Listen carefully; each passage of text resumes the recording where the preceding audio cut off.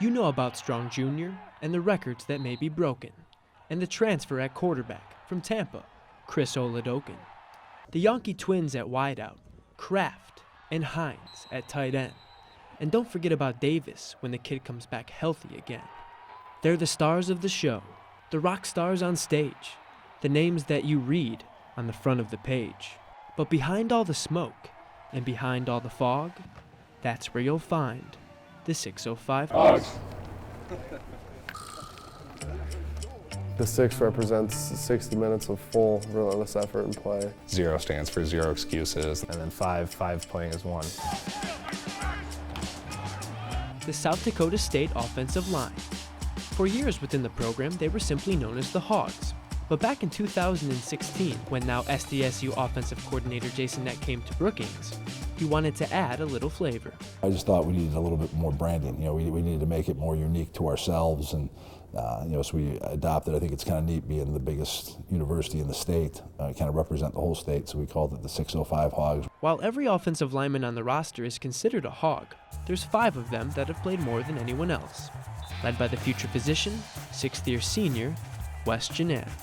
He's the elder statesman of the group. He's been a leader for a long time, 2-time captain. We like to call him Grandpa because, he is married. Him and Aaron are definitely kind of the brains of the operation, getting us on the right page and everything. We always joke that if Wes messes up a call, we're going to put him in the nursing home. Starting 17 of the last 21 games, at right guard, Egan Lickus.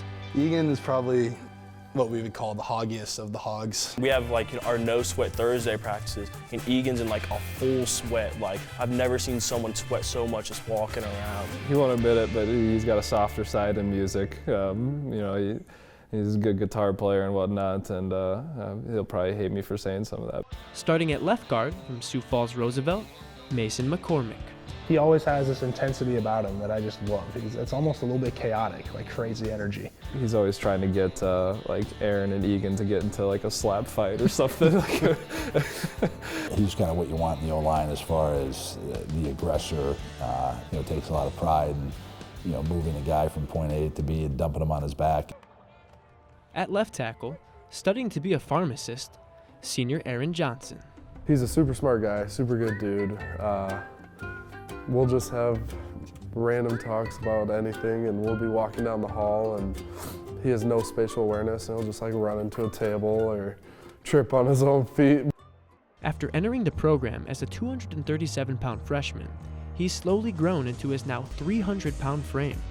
I thought it did take some getting used to, but honestly now I feel like I'm probably more athletic now at 300 pounds than I was at 280, just because kind of my weight gain slowed and I've kind of grown into my body a little bit more. And on the opposite side of the line, at right tackle, Garrett Greenfield. He really came on the scene last year as his first year starting and ended up being an All-American. And just proud of his growth and his maturity and how he's come along, and very talented, and I think the sky's the limit for Garrett as well. And like many of the boys up front, the junior from Rock Valley, Iowa bonds with his teammates through food. Him and Egan have this obsession with going and getting fast food all the time. They instead of calling it snacks like a normal person, they call it snocks. While the group enjoys themselves off the field, there's a level of accountability within one another when it comes to football. And that staple of focus comes through Eck, who's supportive, but also demanding.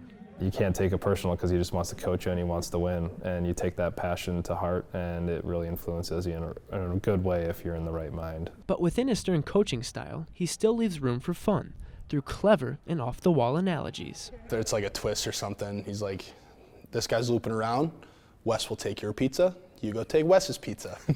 So just he's gonna block my guy, I go block his guy. So, tying it to pizza really kind of gets my attention. Play in and play out.